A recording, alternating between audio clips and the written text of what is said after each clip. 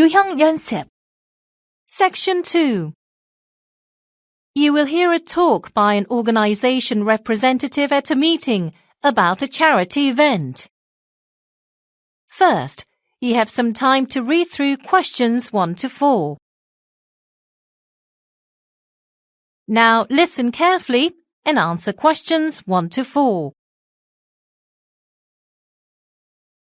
Good evening, ladies and gentlemen, and thank you for coming to this Anne-Marie Charity member meeting.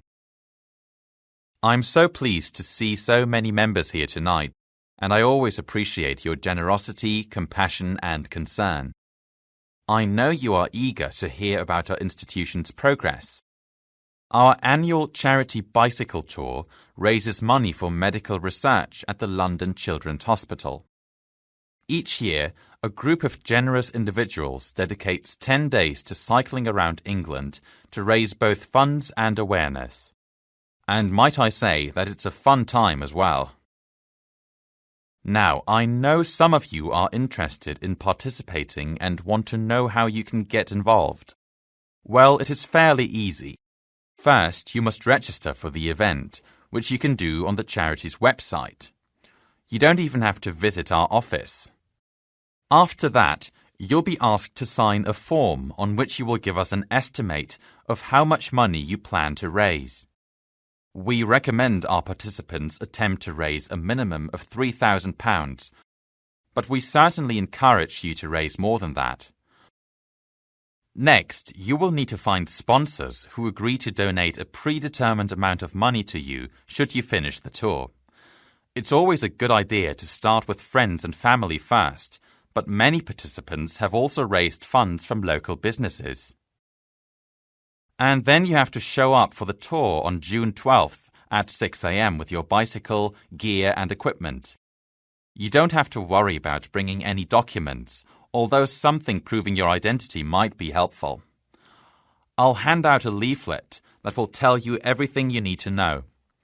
And you will also be given a number to pin onto the back of your shirt. This will allow us to track who successfully finishes. And once you've completed the tour, collect the donations from your various sponsors and give them to us by June 26th. Finally, the charity will provide you with receipts by the end of June.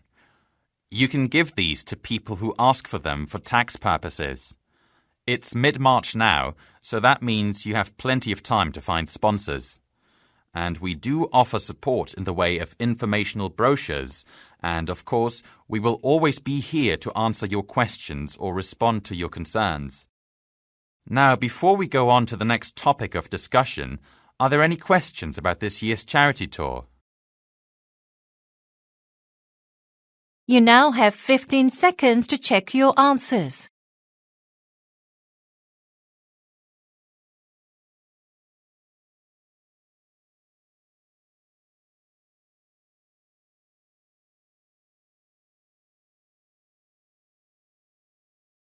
Section 3. You will hear a conversation between a tutor and a graduate student at the College of Education. First, you have some time to read through questions 5 to 8.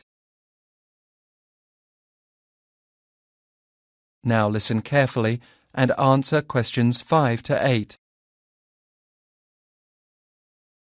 Hi, Sarah. Come on in. You said you wanted to discuss the research project you're working on. You know, the one on children's outdoor play. Yes. It's going well. I've put together a plan and have set myself some research goals. Great. What are they? Well, I mostly want to find out what the benefits of outdoor play are. Then, I'd like to examine why it has decreased in recent years. That sounds good. Do you have evidence for the claim that children's play has decreased? I do.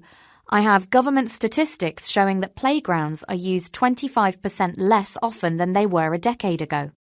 OK, it sounds like you have some good research there.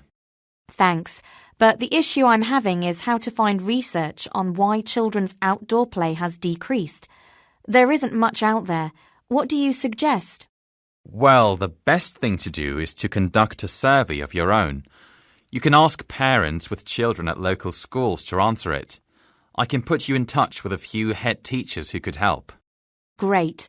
I'll start thinking about some questions. Yes, that will be the first step. Try and test out a few hypotheses through your survey. So, have you got any ideas for why outdoor play is decreasing? I have. I think that the increasing amount of media aimed at children, including television, apps, online games and so on, has something to do with it. And then, other things, like children being expected to devote more time to intense academic work after school could be factors. Also, there may be fewer playgrounds or green spaces for children to use. Those all sound like plausible reasons. I think parents may also have an effect on this issue. That could be. Perhaps parents are less willing to let children play alone outside than they once were. Yes, that may be true. OK, so for the first step, I think I should start writing the survey. Yes, you can go ahead and begin that. When you're done, send it to me and I'll give you some feedback. And after that, we can get in touch with some teachers that may be able to circulate it. The teachers would be interested in seeing what you... You now have 15 seconds to check your answers.